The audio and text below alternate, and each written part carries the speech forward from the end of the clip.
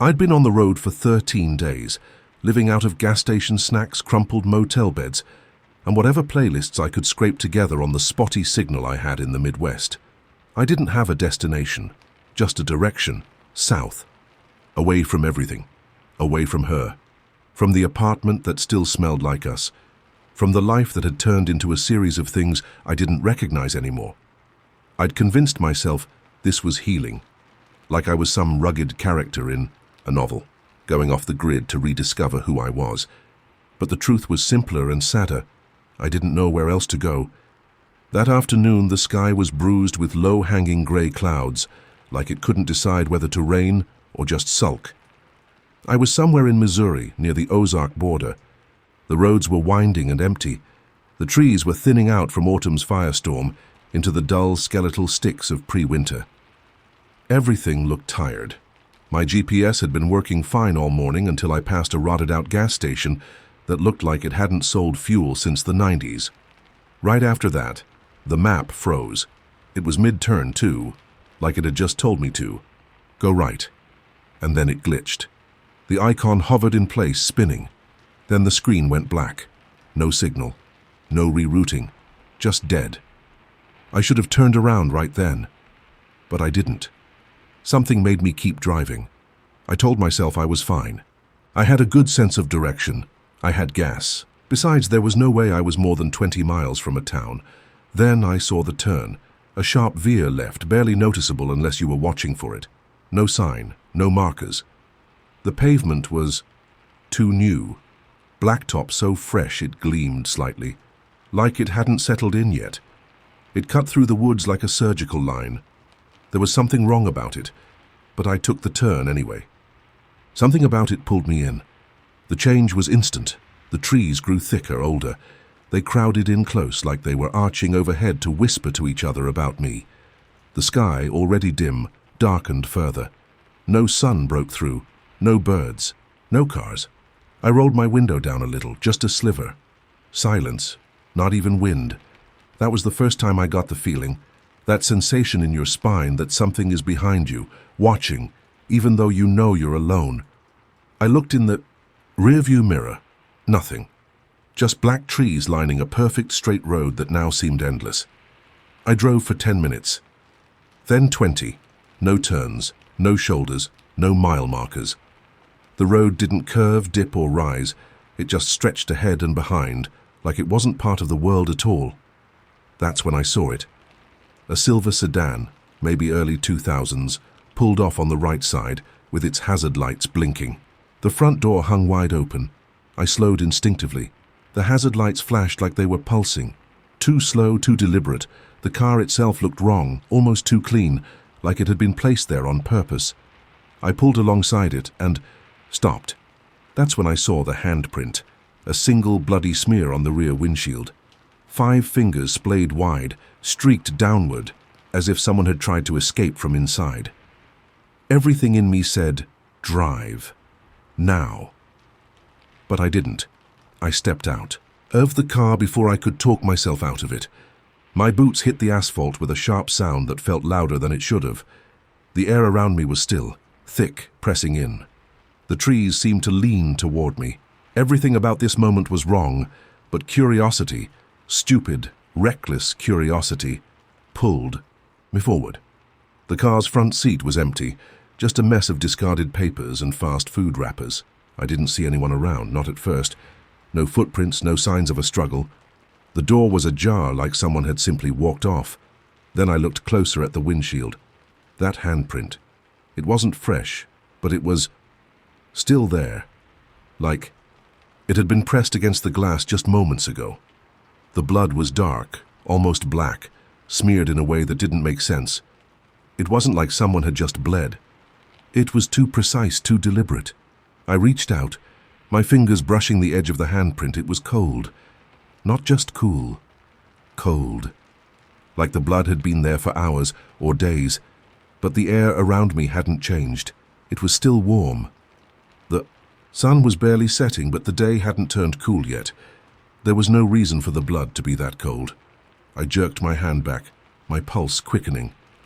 There was a faint smell in the air, something metallic and sharp. I looked around, scanning the woods behind me, but nothing moved. Not a single leaf rustled. I knew I should have left. I knew I should have gotten in the car and driven away, but the feeling in my gut kept me rooted in place. The longer I stood there, the more I became aware of how completely alone I was. It was like the world had been forgotten. There was nothing here, nothing alive. I took a step toward the back of the car. That's when I saw the blood on the roof. It wasn't just a smear. It was a splat, like something had hit the car from the inside and exploded outward. The blood was dry, crusted into the paint. I ran my fingers over it, feeling the sharp ridges where the blood had hardened. What the hell had happened here? Then, just when I thought I might lose my nerve completely, I heard it. A soft sound, too soft at first. A whisper, like the faintest breath. "Get out." I froze. My heart hammered in my chest, and the hairs on my neck prickled. The whisper wasn't loud, but it was clear, almost too clear. I looked around again, but still there was nothing, no one. Just the road, stretching endlessly in both directions. I stepped back, ready to bolt, but my foot caught on something. I stumbled, my hand hitting the side of the car to steady myself. That's when I saw it. The rear passenger door. It wasn't just ajar like the driver's side. It was hanging open completely. I hadn't noticed it before. I knew I shouldn't look inside, but I couldn't stop myself. I leaned in, eyes scanning the dim interior. The back seat was empty, but on the floorboard, there was something small, something soft. It was a stuffed animal, a faded pink rabbit, its face torn, one eye missing. I stepped back. My heart thudded harder now, each beat a loud drum in my chest. I swallowed hard, the taste of bile creeping up my throat. There was something wrong about this, about everything. The silence was suffocating. The whispering stopped, but then, as if to replace it, came the sound of something far worse, a slow, methodical scraping noise. It came from the woods. I turned, and that's when I saw it. A figure. At first I thought it was a trick of the shadows. A tree branch, maybe. Or an animal moving through the underbrush, but no, this thing wasn't part of the forest.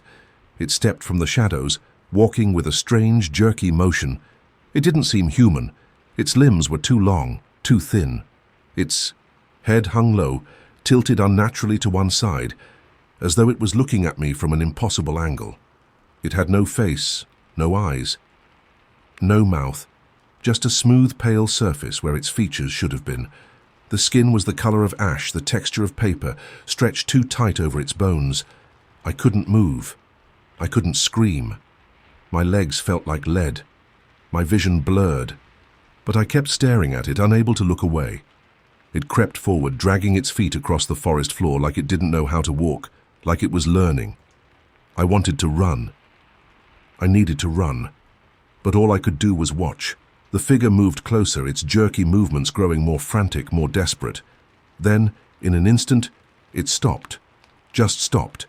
It tilted its head even further, as if trying to see me through that faceless skin. A whisper again. It came from behind me, from within the car. "Run." And then I did. I ran without thinking, my heart pounding so violently it felt like it might explode. The road stretched endlessly before me, but I couldn't bring myself to look behind. Every step felt like a moment too late, every breath too shallow. The sound of the scraping from the woods was still in my ears, closer now, too close. Like something was moving behind me, its feet scraping the earth, matching my pace. I dared not look over my shoulder.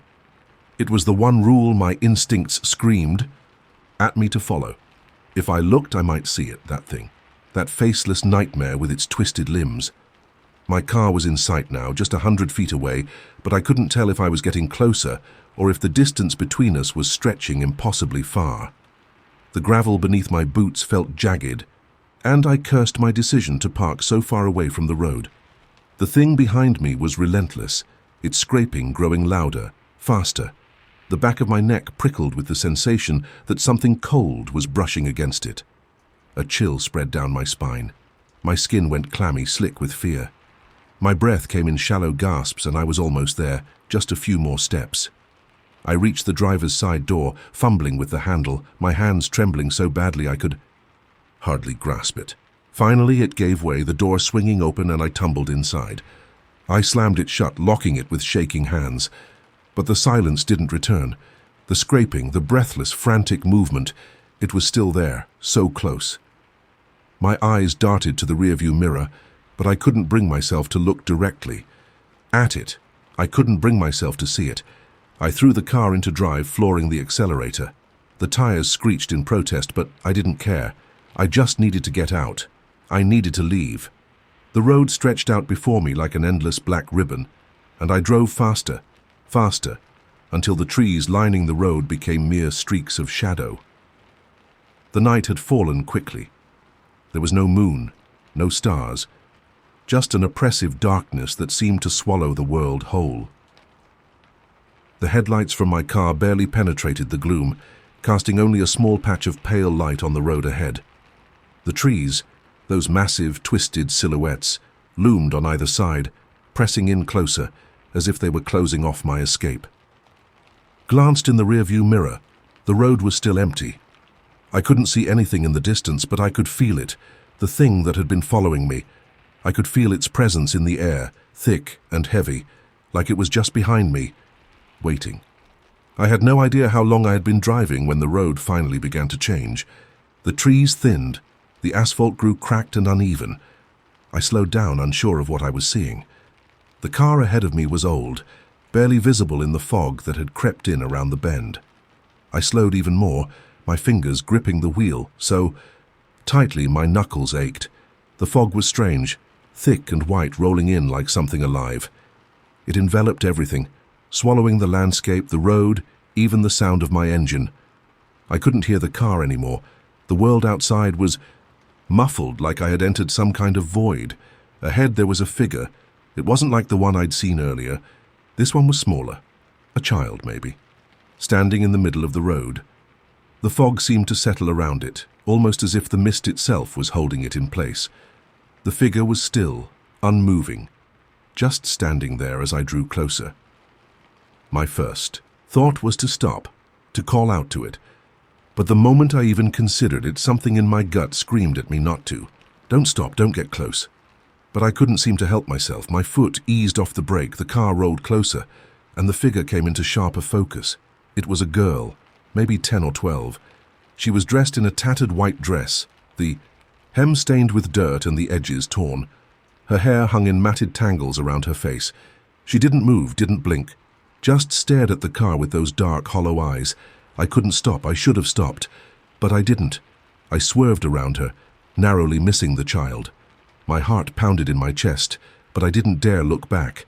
I kept driving, eyes locked. On the road ahead, my hands shaking violently on the wheel. But just when I thought I had escaped, just when I thought I was out of whatever nightmare I had stumbled into, I saw something that made my stomach drop. In my rearview mirror, the girl was standing in the middle of the road. She was no longer still. She was running after me. I pressed my foot to the gas pedal, forcing the car to pick up speed, but I could hear her footsteps, light and quick, tapping against the asphalt. The sound of her feet hitting the road was growing louder, closer, as if she were catching up with me. I tried to shake it off, tried to convince myself it was just my mind playing tricks on me, but deep down, I knew it wasn't. She was there, and she wasn't stopping. The girl reached the back of my car, and suddenly I felt it. The bump. Like something had slammed into the bumper from behind.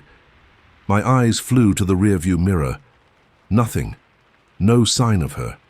Just the swirling mist, the faint shadows of trees. I didn't stop to find out. I couldn't. My hands gripped the wheel until my fingers went numb. The fog was closing in, and the road ahead, what little of it I could see, was narrowing, twisting in ways that didn't make sense. The girl's voice echoed in my mind. Run, I couldn't breathe. I had no choice but to keep driving, my foot pressing harder on the gas pedal. The fog thickened again, crawling in like a living thing, suffocating everything in its path. The road beneath me had turned into something almost unrecognizable. No longer a smooth, winding highway, but a fractured path, riddled with cracks and holes. It felt like the car might fall apart beneath me at any second, but I couldn't slow down. I couldn't afford to. I dared a glance in the rearview mirror once more, my breath catching in my throat. Nothing. There was no sign of the girl, no shadow, no figure. For a moment, I thought I had finally outrun her, that the nightmare was over, but deep down I knew I was lying to myself. The fog swallowed the road ahead as if it was consuming everything. I couldn't even see the horizon, just endless, featureless white. The air felt cold now, too cold for the season, and the silence was deafening. I could hear the hum of the engine, the sound of my tires on the cracked asphalt, but nothing else. The world felt empty, like I had been dropped into a place that didn't exist, a limbo where time had no meaning. I took a deep breath and glanced to the side, my eyes catching the shadow of something on the edge of the road. There was another figure. This one was standing off to the right, just at the edge of the woods. The shape was tall, unnaturally so. It was the same thing I had seen before, the long, distorted limbs, the faceless head. The figure didn't move, just stood there watching, its presence like an oppressive weight on my chest. I froze, my foot lifting from the gas pedal, but the moment I hesitated, the figure took a step forward. I slammed my foot back down, the car, jolting forward as I sped past it. I dared not look back this time, I didn't need to. The air had thickened again, heavy with the feeling that something was chasing me, something that wouldn't stop until it caught me.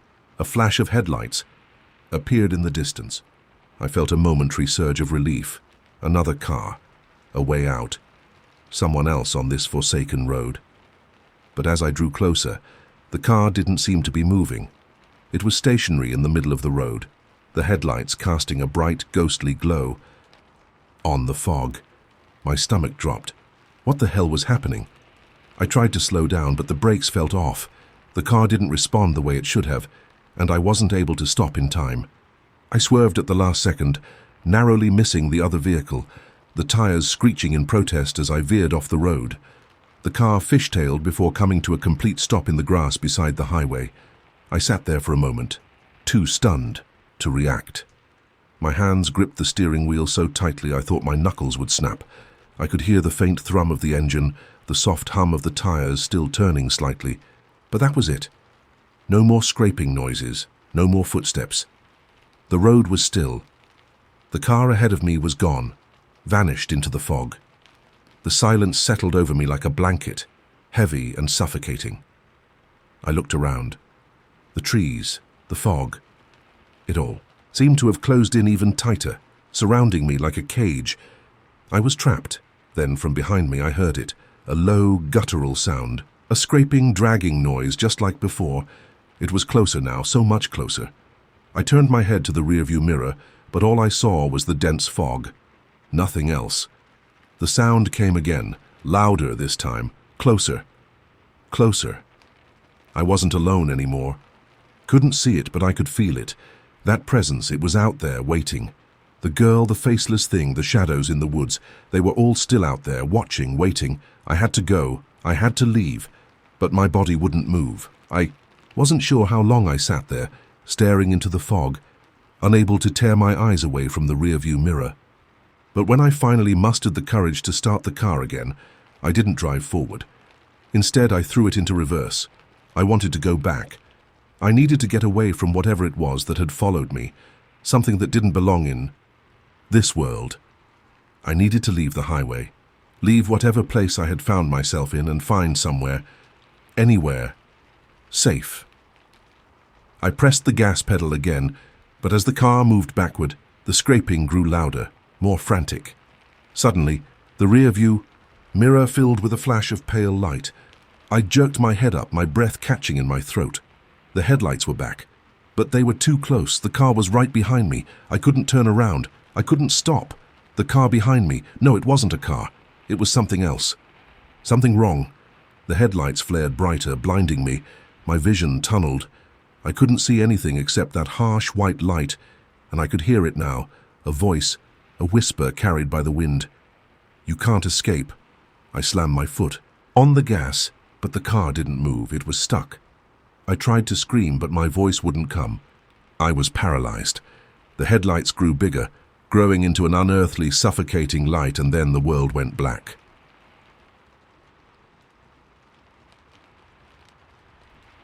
The night had settled over the world like a suffocating blanket, thick and damp. The air was heavy with an eerie stillness that made every breath feel like a struggle. I had been driving for what felt like hours, the endless stretch of the road becoming a blur in the dim light of my car's headlights. The monotony of the drive was starting to get to me. The same trees, the same hills, the same darkness. I had expected to find a small town by now, a place to rest my weary eyes, but the map showed nothing but empty stretches of land ahead. Glanced at the clock on the dashboard. The time seemed to drag on endlessly, and my eyes were growing heavy, the weight of exhaustion creeping in. I had always prided myself on my ability to keep my focus on the road, but tonight was different. Something felt off. My nerves were frayed, and every mile I drove seemed to stretch longer than the last.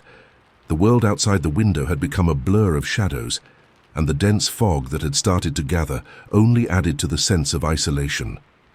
Suddenly, a faded road sign appeared in the distance, barely visible through the thick mist.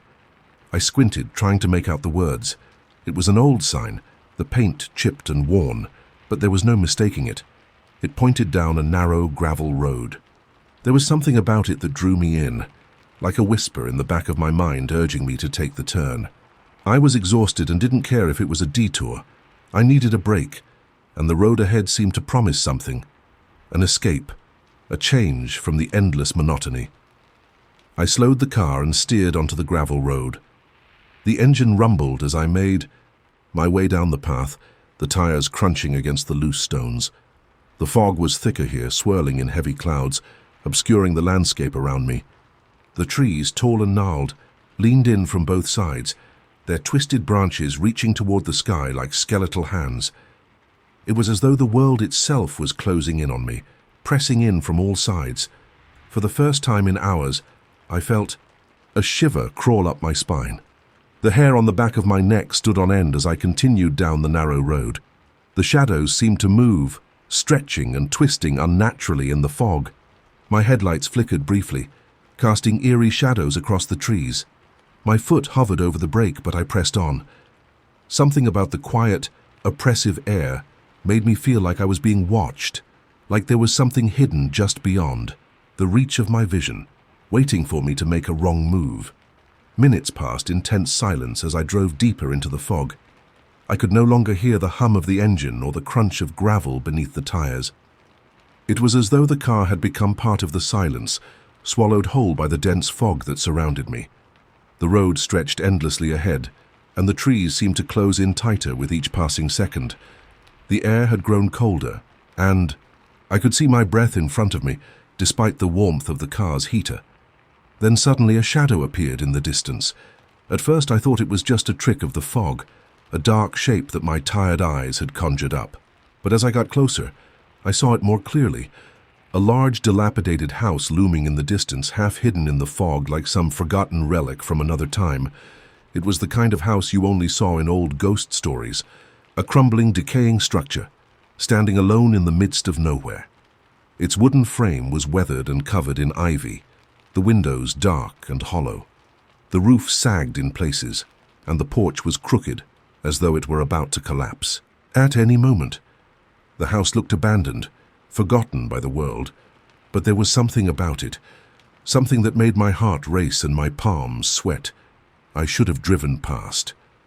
I should have kept going, turned around and left the way I came, but for some reason I couldn't. The house had drawn me in, and I found myself slowing the car, my foot pressing lightly on the brake. The road had no signs of life, no other cars, no signs of civilization.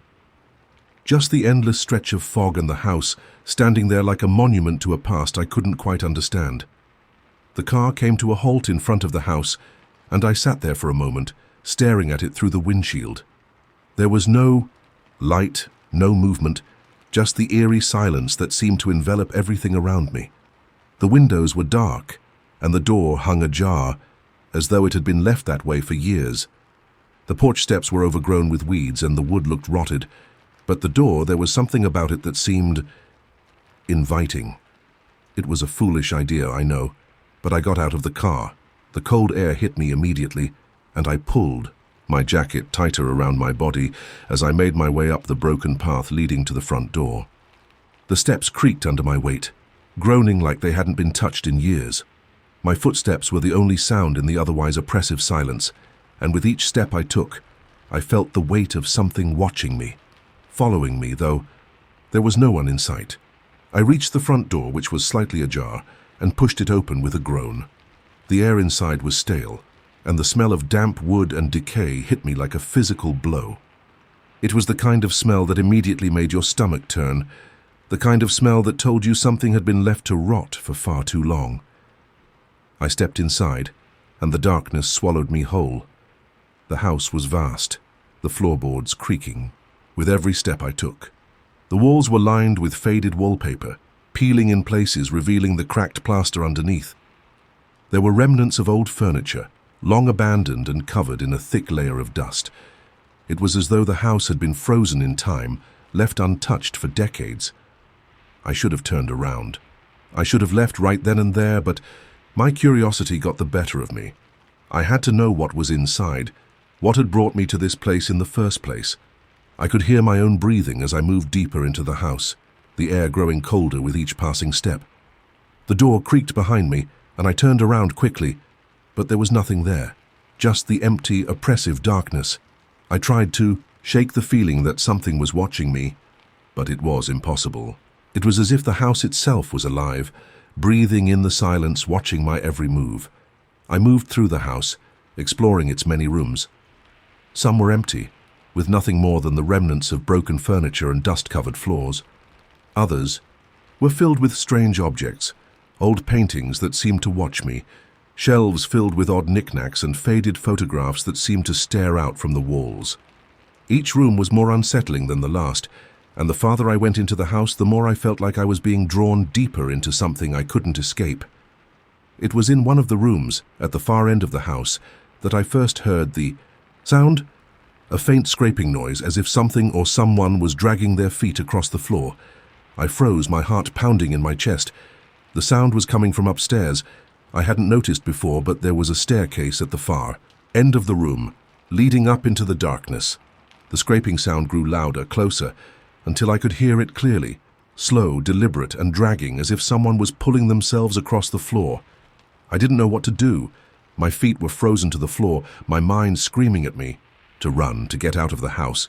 But something dark and unsettling, compelled me to move toward the stairs. With each step I took, the scraping sound grew louder, closer, and the darkness above seemed to stretch endlessly, as though it would swallow me whole. I reached the top of the stairs, my heart pounding in my chest, my breath shallow and ragged.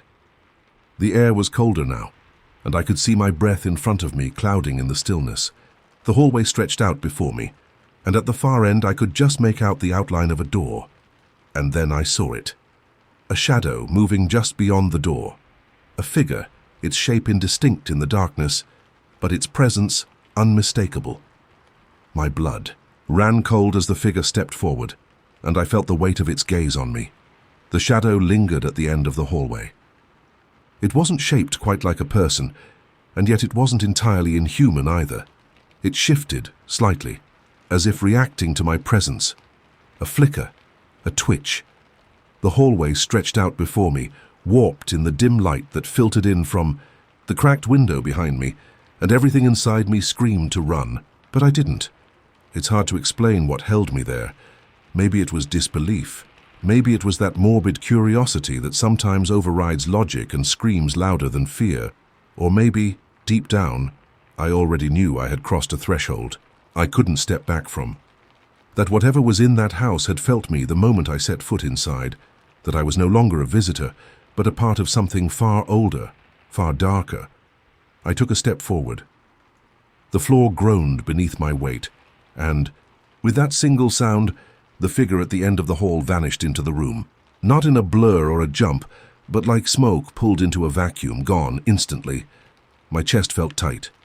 I reached into my jacket for my phone, thinking to use the flashlight, but the moment I touched it, it powered off. Battery dead, despite being nearly full when I left the car. The air upstairs felt thicker, as if I were breathing through damp wool. My breath clouded in front of me. I walked toward the door where the figure had disappeared. Each step sounded like a scream in the silence. The door was slightly open. I pushed it gently. It creaked open, revealing a room bathed in shadow, lit only by a narrow crack in the ceiling where moonlight spilled in. It looked like a bedroom. An old iron frame bed sat in the corner, its mattress covered in mildew and rot. The wallpaper was peeling in long, curling strips. There were toys on the floor.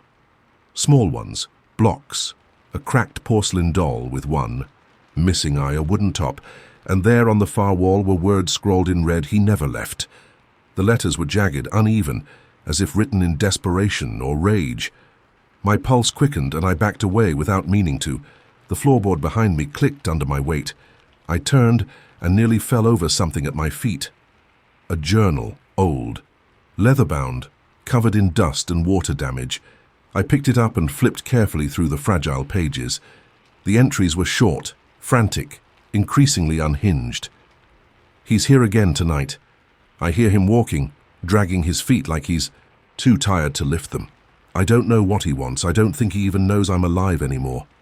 The doors slam on their own, the windows close. I try to leave, but I always end up back in this room. He watches me from the corner. He never blinks. I burned it all, the doll, the photos, the room. It didn't matter. Nothing matters. I still see him when I close my eyes. I think I'm already dead." The journal ended mid-sentence. I closed it, my hands trembling. That tightness in my chest grew worse. I could feel something behind me.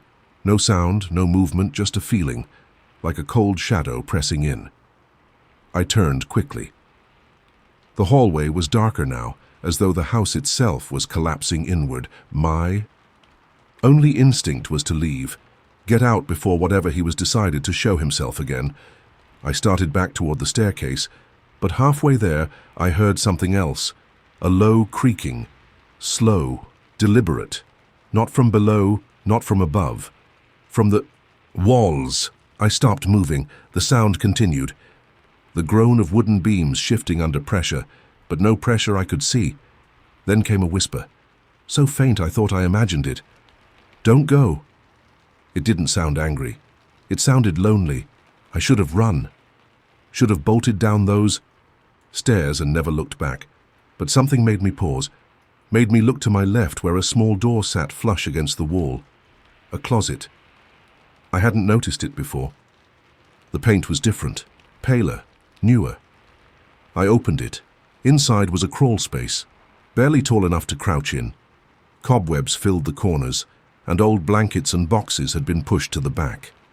But there, right there in the middle, was a worn, child-sized mattress, dirty, flattened, as if someone had been sleeping there, and scratched into the wood floor over and over were the words, "He watches, he watches, he watches." I backed out quickly, slammed the door shut, and took off down the stairs. My breath was ragged, my heartbeat pounding in my ears. But the moment I reached the front door and tried the handle, it wouldn't budge. Locked. No. Worse, it wasn't even moving. The knob wouldn't turn, it felt fused in place. I turned back toward the room I'd first entered, the living room, and that's when I saw it. Standing at the far end of the hallway, a figure, tall, thin, its head tilted at an unnatural angle. Its skin, or what I thought was skin, looked stretched, grey, brittle. Its arms hung too long, the fingers grazing the floor, and its eyes, hollow, empty, glowed faintly in the dark. It didn't move. It didn't need to. The fear that hit me was primal, something older than reason. My limbs felt frozen, my mind screaming but my body refusing to listen. The figure just stood there like it was studying me. Then it stepped forward. Just one step. The floor groaned beneath its weight, and I took off, running down the hallway, into the kitchen, slamming the door behind me. I pressed against it, trying to hold it shut, though the figure hadn't followed yet. My breath came in shallow gasps. I turned, looking for an exit, a window, anything. The kitchen was rotting. Cabinets hung open. Flies buzzed around a sink filled with black water. The walls were covered in deep gouges, as if something with claws had tried to tear its way out. Or in the far corner, I saw a narrow stairwell leading down. A basement. And in that moment, the whisper came again, clearer now. He's waiting. I stared down into the black mouth of the basement, the air wafting up from the stairwell cold and fetid, carrying the sharp metallic sting of rust and the sour rot of mildew and something else, something far worse, a rancid smell that clung to my throat and made my stomach churn. Every part of me knew going down there was the last thing I should do, that basements in places like this weren't places people came out of, that descending those creaking stairs would be the final mistake of my life. But the rest of the house had closed around me like a clenched fist, and I could feel the presence above, that thing with the hollow eyes, still watching from just beyond the kitchen door, waiting patiently, knowingly, as if it understood that I had no other choice. With my heart hammering so loud it felt like it echoed through the wooden walls, I stepped onto the first stair, and it moaned under my weight, as if complaining about my intrusion into a place that had long been sealed to the living. I descended, slowly, each footfall a reluctant declaration, the darkness growing deeper, thicker, almost tangible, until I had to feel the wall to guide myself, the staircase turning sharply before opening into a space so dark and cold it made my skin feel like paper, thin and ready to tear. I clicked the flashlight on my phone again out of reflex, even though I knew the battery had already betrayed me, and as expected, the screen remained black, useless, so I stood still for a moment, letting my eyes adjust, listening to the basement. Breathe, it was the only way I could describe the sound, a deep, damp rhythm, like lungs full of water sucking in air through unseen holes in the walls. I finally took a cautious step forward and bumped into something low and hard, metal maybe, a table or a cart, its surface slick with moisture. My hand brushed over tools, strange ones, not kitchen tools or workshop gear, but something more primitive, rusted and jagged, their purpose too easily guessed and too horrible to name. And in the pitch-dark silence, I became aware of something else, not a sound, not a sight, but a feeling, like standing in a room with someone you can't see but know is there, the hairs on your neck stiffening as the air behind you thickens with presence. I turned slowly, dread crawling over me like ice, and in the faintest glow from the sliver of moonlight seeping through the cracks above, I saw it again. Those same hollow eyes, staring at me from the far side of the room, unblinking, wide, impossibly open, as if they were windows to a void that had been alive long before I was born, and would remain long after my bones turned to dust. The thing didn't move at first. It just watched, its head twitching occasionally, like it couldn't decide whether to approach or wait for me to come closer. And despite every fiber of my being begging me to run, I couldn't. Not yet. Not. Until I knew what it was, why it was here, and why it felt like I'd known it somehow, as though it had been waiting specifically for me. I backed away slowly, hoping to find stairs, a door, anything. But the room felt larger now, the walls further apart, as though they'd shifted the moment I stepped off the stairs, and then I heard it. A voice, not a whisper this time, but something far worse. A low rasp like a throat full of ash speaking directly into my ear, even though the figure hadn't moved an inch. You were always going to come back. The words froze me, rooted me to the spot because something about them felt true. Not metaphorically, not symbolically, but deeply, viscerally true, as if I wasn't here by accident, but by design, like I was fulfilling some horrible, forgotten destiny etched into the wood of that house and sealed in the dust of its walls. And then it moved, slowly, stiffly, limbs creaking like splintered wood, its arms dragging behind it until they scraped the floor, and every step it took echoed, with the weight of 1,000 lost voices screaming behind the silence. I ran. I didn't think, didn't breathe, just turned and ran blindly through the dark, hands clawing at the air in front of me, crashing into walls, into shelves, tripping over what might have been bones, kicking aside broken glass and rusted cans until finally, mercifully, I found the stairs and bolted up them 2 at a time, the thing following behind me now. I could hear it, no longer dragging but moving fast, too fast, the sound of its limbs, skittering up the stairs like some terrible parody of a spider, and I threw open the door to the kitchen and slammed it shut behind me, just as something slammed into it from the other side, hard enough to make the wood groan and splinter. I backed away, breath ragged, heart screaming in my chest, And then I realized something that chilled me more than anything else. The door hadn't locked, not really, not fully. And whatever that thing was, it had never needed to chase me because I had brought myself here like everyone else who came before me, and it only ever waited because that was all it needed to do. Like a fisherman with bait already dangling in the dark, I stood there, frozen, as the echo of that last impact faded into the stillness, and for a moment I thought maybe it was over. Maybe the thing had retreated, or was waiting for me to make the next move, but deep inside I knew better, because this house wasn't something I could just walk away from, and what lived here didn't hunt like an animal, or haunt like a ghost. It lured, it tempted, it waited with the patience of a god that fed on inevitability, and I was already halfway down the spiral of its design. I turned toward the front door again, hoping against logic that something had changed, that maybe whatever force had sealed it shut had loosened, but it remained unmoved, cold and solid, and utterly indifferent to my desperation.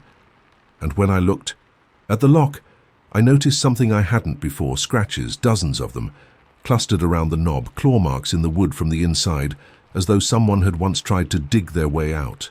The kitchen lights flickered, not fully on, but enough to cast a stuttering glow that revealed more of the damage.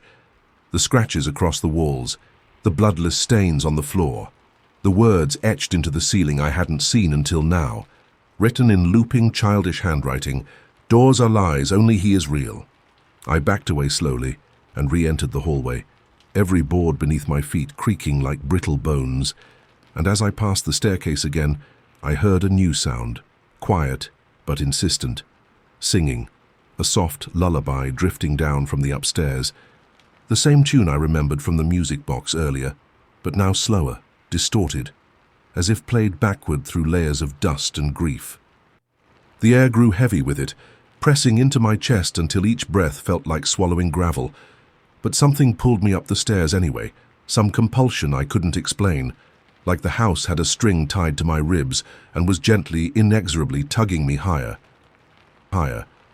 I reached the top step, and the hallway seemed darker than before, impossibly long, stretching out in both directions like a corridor in a dream that changes the moment you look away. And that music. It was louder now, coming from the room at the far end, the one I hadn't dared open earlier, the one with the door painted red. I walked toward it, heart thudding, hand trembling as I reached for the knob, and just before I touched it, the music stopped, and in that sudden, suffocating silence, I heard breathing, not mine, not near me, but behind the door, ragged, wet, the kind of breathing someone does when they've forgotten how lungs are supposed to work. I turned the knob and pushed the door open. Inside was a nursery, small, untouched by time, the furniture all doll-sized, as though built for someone who had never grown up, and in the corner was the source of the sound. A crib, rocking slowly, back and forth but empty. On the wall above it, written in finger-width strokes, was the phrase, "He was born in the dark." I don't remember walking toward the crib, but I found myself standing over it, hands gripping the wooden bars, and from beneath the mattress I heard a sound. Soft laughter, high-pitched, childlike, but wrong, as though mimicked by something that had never actually heard a child before.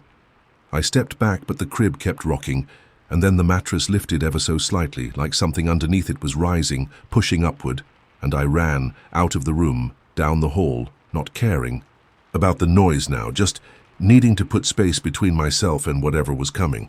I reached the stairs, but the house had changed again. The steps now descended into darkness so thick it looked solid, and the walls had warped, grown pulpy, damp to the touch, like the inside of a body, and from somewhere deeper inside, I heard footsteps, not walking but circling, pacing, deliberate. I took the stairs 2 at a time again, and when I reached the ground floor, I didn't stop. I went to the window by the front door, grabbed a chair, and hurled it through the glass. But instead of shattering, the window rippled, like water, distorting the view outside into a swirling, colorless void that showed not my car or the driveway or the trees, but faces, dozens of them, pale and wide-eyed, pressed against the other side like drowning victims trapped just beneath the surface. I stumbled back, horrified, and behind me, came a single wet footstep too close, followed by another, and then a voice deeper than before, impossibly close. "You belong now." I turned around and it was there, fully now, no longer a shadow but a thing made of many pieces. Arms that weren't arms, eyes that weren't eyes, flesh stitched from memory and regret, moving like smoke and rot. And as it reached for me, the air cracked like breaking bones, and I realized this wasn't a haunting or a dream or even death. It was something worse, something eternal, and I had been chosen not because of who I was, but because I had come looking. And this place, this thing, it had only ever needed a door. I don't remember hitting the floor, only the feeling of falling, as though the entire house had opened its mouth and swallowed me whole. 1 second I was standing in that pulsing, fleshy corridor with the thing reaching for me, and the next, I was weightless, drifting down through a darkness so complete that it had mass, texture, depth. It wasn't just the absence of light, but a presence all its own, thick and choking like tar, pressing against my skin and slipping into every pore, every thought, every part of me that once felt solid. I tried to scream, but the sound was eaten by the dark, absorbed instantly like it had never existed. And then came the whispers, not in my ears, but in my bones, a vibrating murmur that resonated through my ribs and skull, each voice telling a different version of the same story, the same warning, the same mistake. They came here too, and they thought they could leave, and none of them ever did. Time didn't pass the way it normally did down there. There were no seconds or minutes, only a slow erosion of self, like I was being unstitched from the inside, and just when I thought I'd forgotten my own name, I felt solid ground again, a cold, wet floor beneath me, and I opened my eyes, or thought I did, and saw a room ancient and round, the walls covered in markings I couldn't read, but somehow understood in that deep, unexplainable way that nightmares make sense while you're trapped in them. In the center of the room was a pit, and rising from that pit was the sound of breathing again. Not like before, not desperate or monstrous, but slow, patient, infinite. And I knew, without question, that the thing I'd seen upstairs, the shadow, with eyes and stitched flesh, wasn't the true presence here. It was a reflection, a fragment, maybe even a servant of whatever waited in the pit. I didn't want to look, but my body moved anyway, my limbs not mine anymore, compelled by something older than fear, and I stood at the edge and looked down, expecting eyes, teeth, a face. But there was nothing, only more dark, deeper than anything I'd felt, and in it, the outline of something impossibly large shifting slowly. A shape without a name, something that hadn't been born, but simply was, and always had been. It didn't move toward me, not physically, but it entered my mind, my memory, pulling apart my past like pages torn from a book, moments with my family, my childhood home, my first kiss, my greatest fears, all lifted and examined and discarded, and what remained was me, stripped bare, exposed completely to the gaze of something that didn't care, didn't hate, didn't even notice me in the way a human might notice an insect, only in the way that you notice a speck of dust on your fingertip before wiping it away. The feeling was so profound, so annihilating, that I collapsed, not from exhaustion, but because there was nothing left to hold me up. No sense of self, no reason, no thought. And then it spoke, not in words, but in understanding. And what it conveyed was simple. You are hollow, and you are mine. That's when I saw the others, lined along the walls, half-formed figures trapped in the stone, faces frozen in expressions of sorrow, of madness, their mouths open in a silent, endless scream. And I understood then that they were the survivors, who hadn't truly survived, the ones who'd left the house physically but were never the same, because part of them had been taken and left down here to feed this thing forever. I don't remember how I got out. I don't remember escaping. One moment I was in the pit, my mind unraveling in the presence of that impossible being, and the next I was lying in the field behind the house, the morning sun burning my eyes, birds chirping like nothing had ever been wrong, and the house was gone, just vanished. No ruins, no foundation, not even a patch of disturbed grass to show it had ever stood there. My car was still parked by the road, keys still in my pocket, and I drove away without looking back once, though I felt its absence behind me like a missing tooth, raw and wrong. I tried to tell people, once, Just once, but I couldn't say. The words couldn't explain what had happened without choking on the memory, and eventually I stopped trying. But now, years later, I've started to notice something. When I sleep, I dream of the pit. Not as it was, but as it will be, wider, deeper, darker. I dream of the thing at the bottom whispering again. I see my face among the ones on the wall. And worst of all, I've started hearing footsteps in my house late at night, coming from the basement I don't remember building. And sometimes, when I pass a mirror, I swear I catch a glimpse, not of myself, but of eyes, hollow and watching, waiting, as though something came back with me, something that didn't fully let go. I used to think the woods behind my childhood home were just woods, trees, trails, some creeks, maybe a deer or two if you were quiet enough, but I learned slowly and much too late that something was always watching us from the shadows, not with malice, but with a curiosity that felt far worse, like we were part of an experiment it couldn't quite figure out yet, and my family, or at least what remained of it, became part of its answer. It started when we moved back to my father's old house after he passed, a creaky two-story cabin nestled deep in rural Washington, near a town so small it didn't even show up on most GPS systems, and even though I'd only been there a few times as a kid, the place had a strange familiarity about it. Like the house itself remembered me, like it had been waiting. My mother didn't want to return. She said the place made her skin itch and that the forest gave her old dreams, whatever that meant. But after Dad died, there wasn't much left for us financially, and the house was paid off, so we packed up and left the city behind. The town was quiet, unnaturally so, even for somewhere rural. No kids played in the streets, no one made small talk, and the gas station clerk stared at us like he was trying to remember if we were real. The house hadn't changed much. Same pine wood walls, same drafty windows, same backyard that sloped into a dense thicket of evergreens. And for a few weeks, everything was uneventful, even peaceful, until the first night the lights came. I'd been on the back porch smoking the last cigarette I thought my mum didn't know I had, when I saw something between the trees. Not lights in the sense of flashlights or lanterns, but orbs, soft, pale glows that hovered low to the ground, almost like mist but more focused, more deliberate, and they moved together slow and rhythmic like they were dancing or pulsing in time with something I couldn't hear. I called for my mum, but by the time she joined me they were gone, and I could tell she didn't believe me. She gave me that look parents give when they want to tell you to stop lying without starting a fight. But later that night, I found her in the hallway, just standing there, staring out the back window with her mouth slightly open, like she was listening to something I couldn't hear.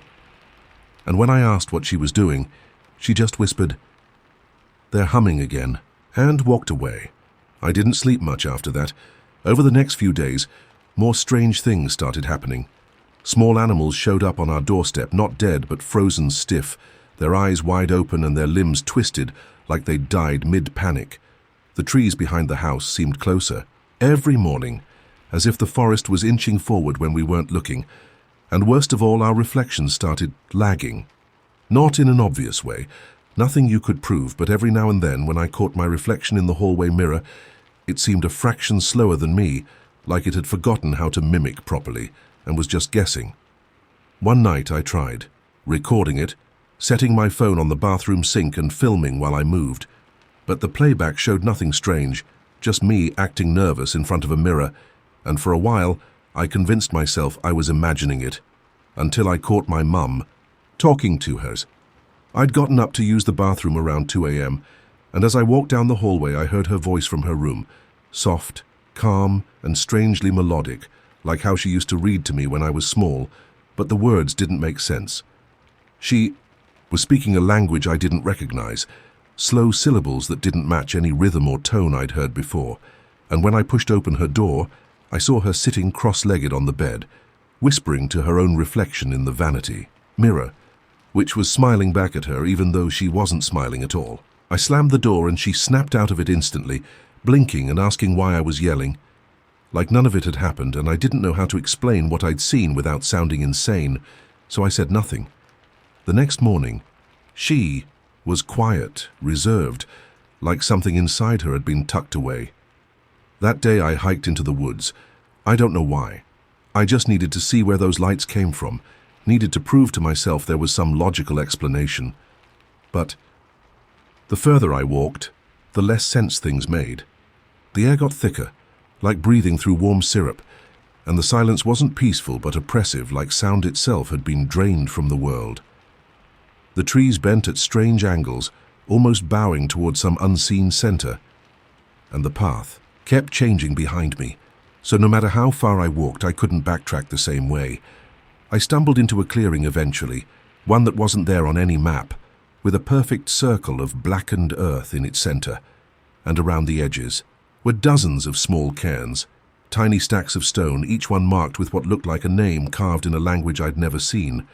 I should have turned around then, I should have run, but instead I knelt down and touched the center of the circle, and in that moment, I wasn't in the woods anymore.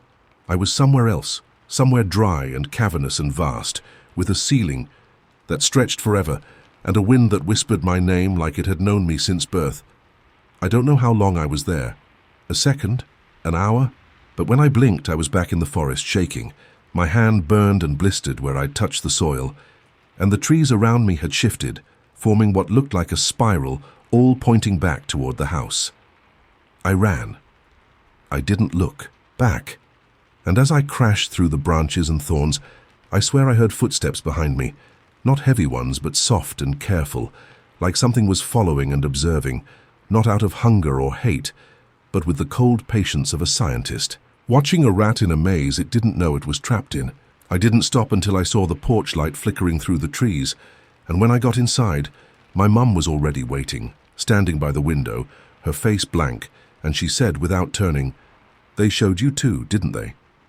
I didn't answer her at first because I didn't know how, because I wasn't sure if what I saw was real or some stress-induced hallucination brought on by too many sleepless nights and the creeping fear that something in this house, in these woods, was changing us into things we didn't recognize. But she turned to me finally with those wide, unblinking eyes that no longer looked like my mother's and said, "They're not cruel. They're just curious." And I swear I felt something shift in the air, like the temperature had dropped and the walls themselves were listening. I wanted to scream at her, shake her, beg her to come back to herself, but her calmness rooted me in place, made my own fear feel juvenile, like I was a child panicking at the sight of shadows, while the adults had long since accepted them as part of the furniture. And when she placed her hand over mine, the one that had blistered in the forest, the pain didn't vanish. It reversed, rewound, like time had been peeled back just for that one wound, and my skin knit itself closed under her touch, leaving no scar behind. That's when I knew this thing, this presence, had gone beyond watching. It was acting now, testing boundaries, touching us directly through the ones we loved, and even though I wanted to run, to get in the car and never look back, I couldn't make myself leave her behind.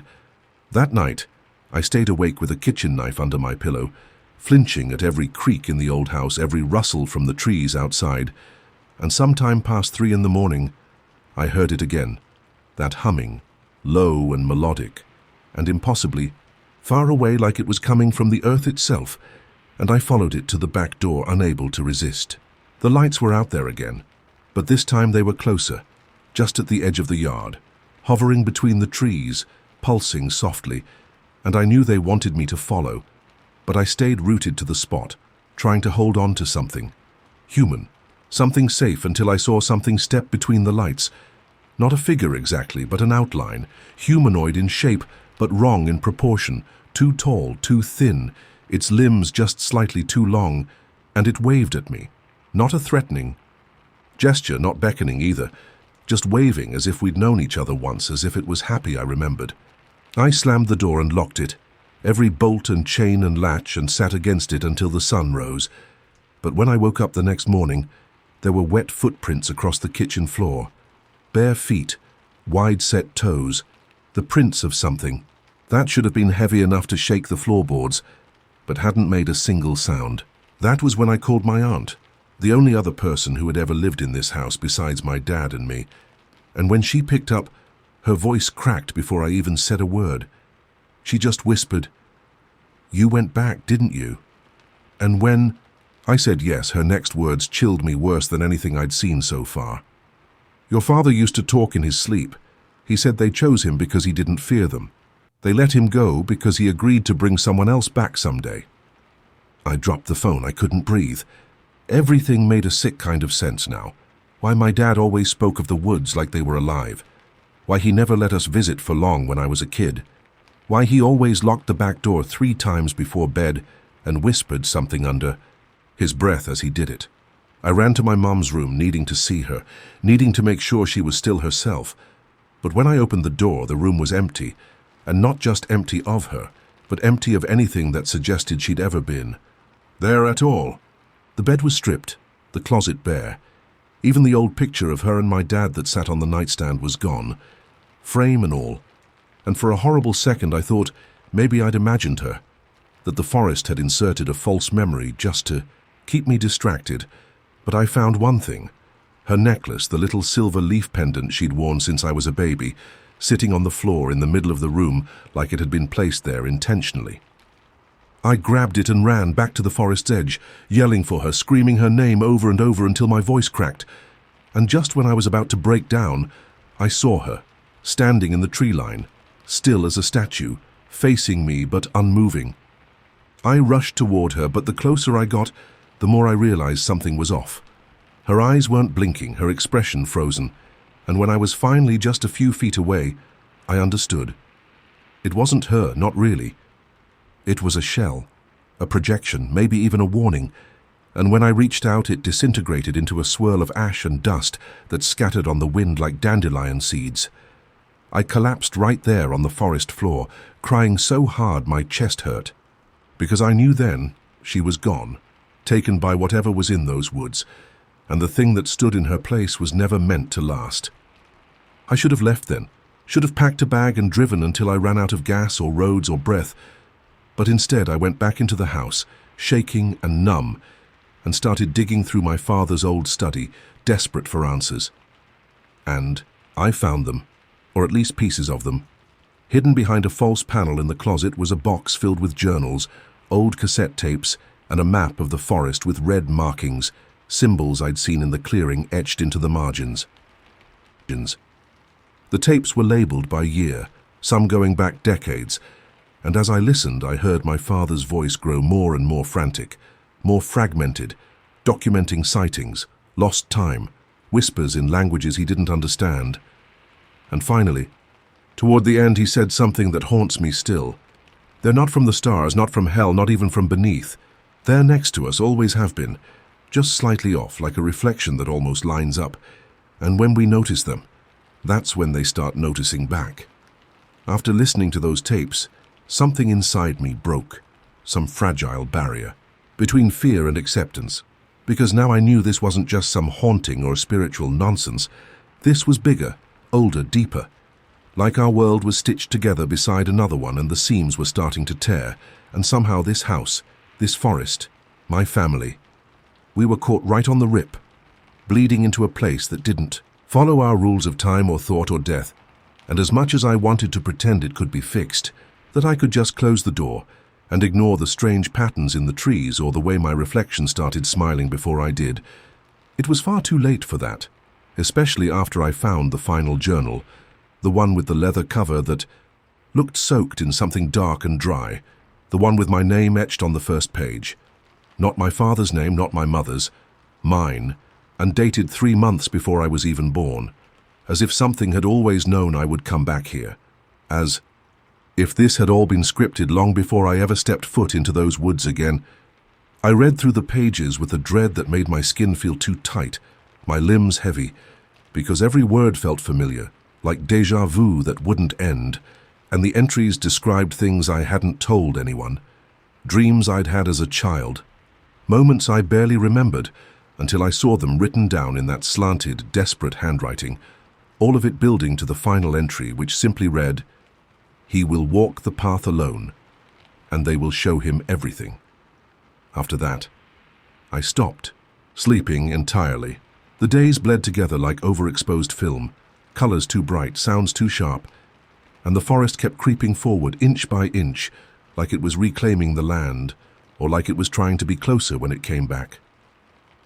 I started seeing shapes, at the windows, figures just out of view, melting into the shadows before I could focus, but always there, always watching. And every mirror in the house began showing me versions of myself that weren't quite right, smiling when I wasn't, moving a beat too slow or too fast, like they were trying to sync but couldn't quite manage. I broke them all, everyone, and the silence that followed was worse than the distortions, because now I couldn't tell if the thing watching me had lost its window or if it had stepped through it.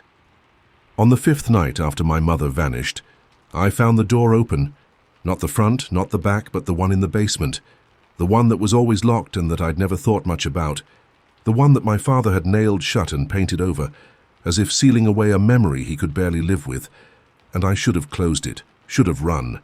But there was something down there, something pulling me, whispering in my father's voice and my mother's voice, and even in my own, saying, "We remember now."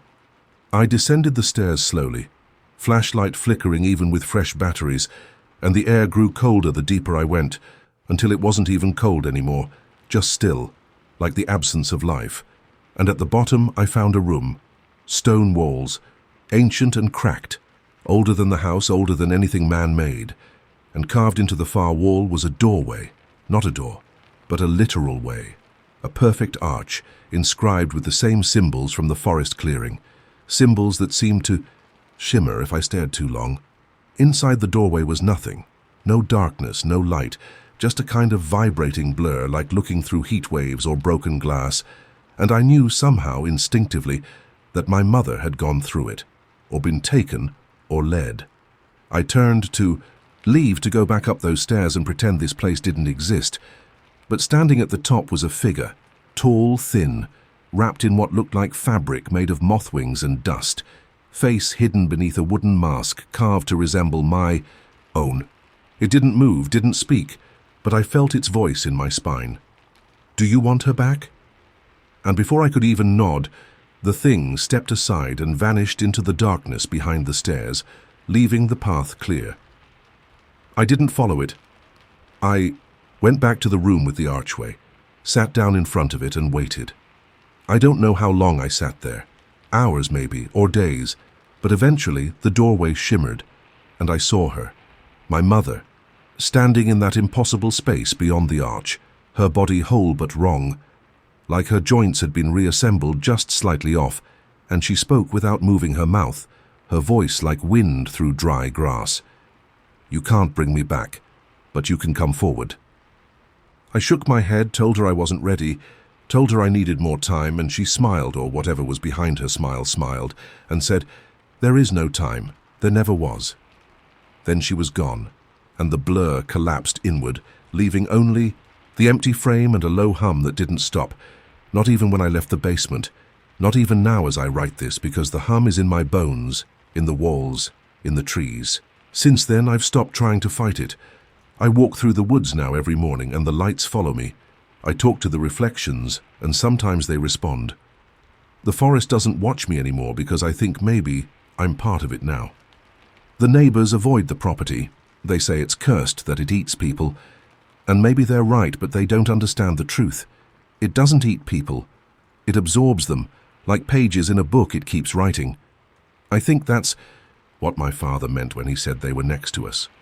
It's not another world, it's the same one, just skewed, just layered, and when the layers bleed together, the watchers step through. And now they've chosen me to be their next recorder. I don't think I sleep anymore, not really, not in the way people are supposed to, because when I close my eyes now, I don't drift into dreams. I slide sideways into something else, something colder and sharper, where the colors are wrong and gravity feels uncertain, and I see people I recognize, but they move like puppets with no strings, their mouths opening too wide, their voices echoing even when there's no space for sound to carry. And I know it's the forest calling me again, calling through the seams in reality, that it's worn thin like old fabric. Every morning I wake up with soil under my fingernails, moss on my feet, the smell of bark in my hair, and I know I've wandered, know I've gone somewhere and come back, even if I have no memory of how or why, but I think they're training me or breaking me down to be something between what I was and what they are, and it scares me less than it should, because a part of me, a deep, hidden part I didn't know existed, wants this. I've begun hearing whispers in places. There shouldn't be any sound at all. The crackle of the fireplace even when it's cold, the pipes in the walls when the water is off, the silence between footsteps when I walk too fast down the hallway. And, if I listen carefully, really carefully, they say my name but not how people say it. They stretch it out, make it longer, like they're saying who I really am instead of what people call me, like they know my original name, the one that was written in those journals before I was even born.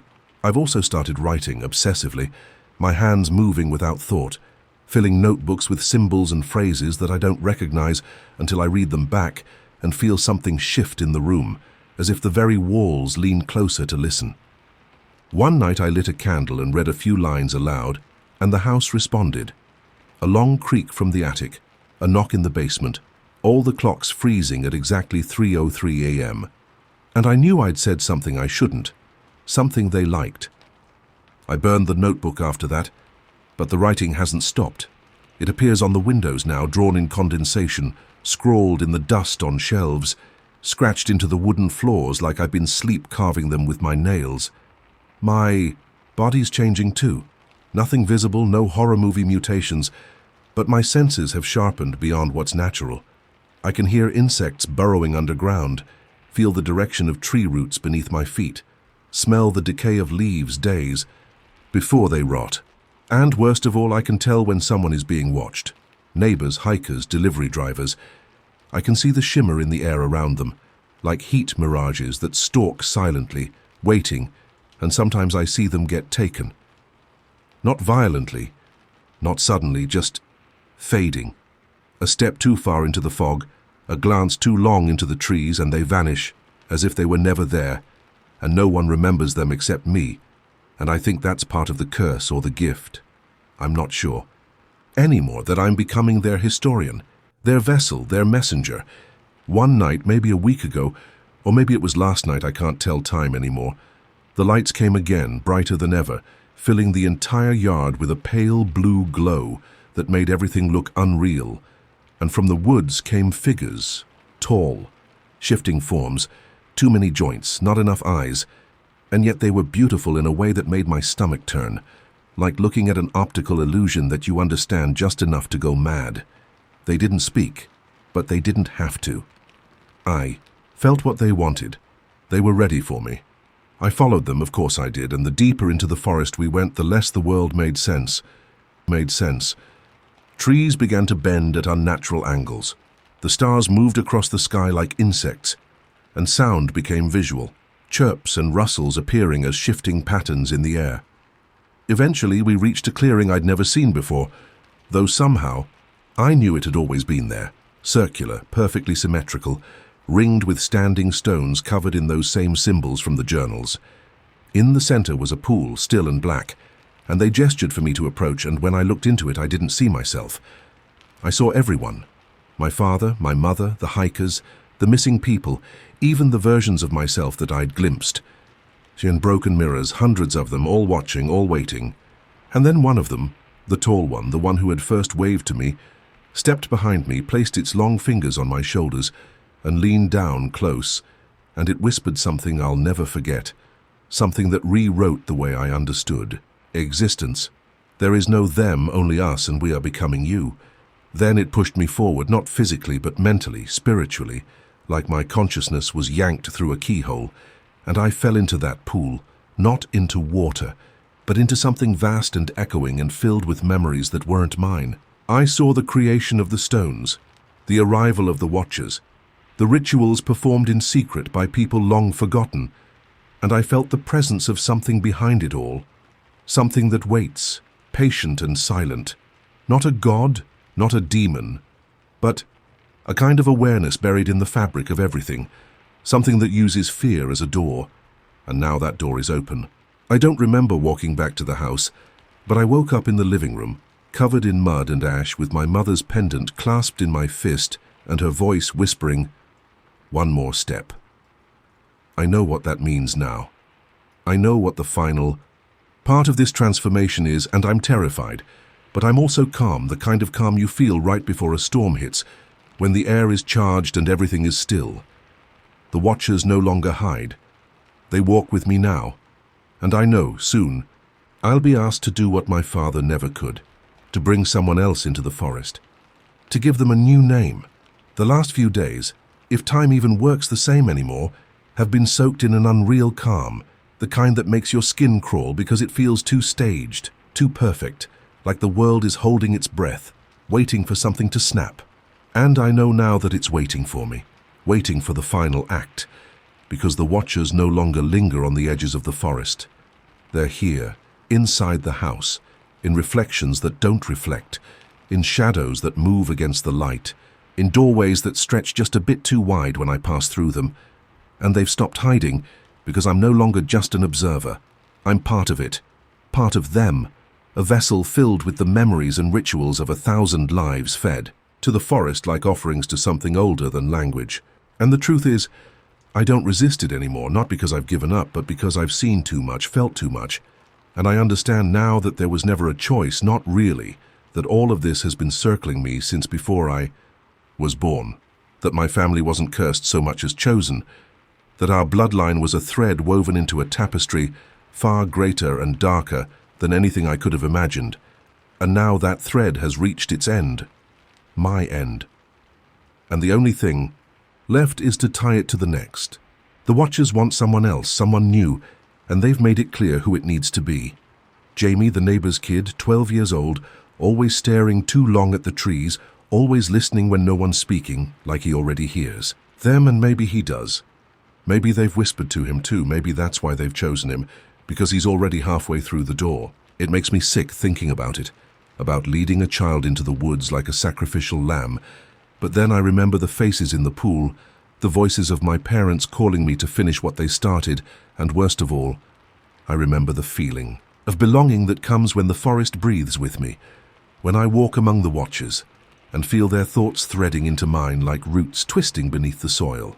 The final ritual has been shown to me in dreams. No, not dreams, memories, ancestral echoes playing out like a recording. And it's simple. Take the child to the circle, recite the names of the lost, cut your own palm, and let the blood fall into the earth. Then whisper the true name of the one being offered, the name that only the forest knows. I've tried to fight it, tried to lock myself inside, to destroy the books and the symbols and the stones I dug up, but they always come back, perfectly intact, waiting for me on the porch, in the yard, beside my bed like patient ghosts. And now every time I see Jamie playing in the yard next door, the wind shifts and the trees lean toward him, and I know it's time. I took him into the woods yesterday, not far, just enough to see if he could feel it. And the moment we passed the edge, the moment the house disappeared behind the trunks, he stopped, looked up at me and said, "They've been talking to me too." That's when I realized it's not about choice or coercion, not really. He's already part of this, just like I was, just like my parents, just like all the others. The watchers don't pick at random. They call to those who already hear them. Tonight is the solstice, the night when the veil is thinnest, and the air outside smells like wet bark and fire, like the world is cracking open at its roots. And I know that once I step into that circle again, once I speak his name, it'll be finished. Or maybe it'll just begin. Maybe I'll be freed, or maybe I'll vanish like the others, absorbed into the forest's memory, forgotten by the waking world. But as I sit here, writing these final words, the lights have already returned, pale blue, silent, pulsing like a heartbeat, and the forest is humming that low, endless song that vibrates through bone and thought, and I hear them now whispering through the walls, through the floorboards, through the dirt beneath the house, saying the same thing over and over. Bring him, bring him, bring him. I have to, because the watchers have been patient for too long and the forest never asks twice. And in the end, maybe it's not about sacrifice. Maybe it's about becoming something more. Something ancient, something remembered, something watched.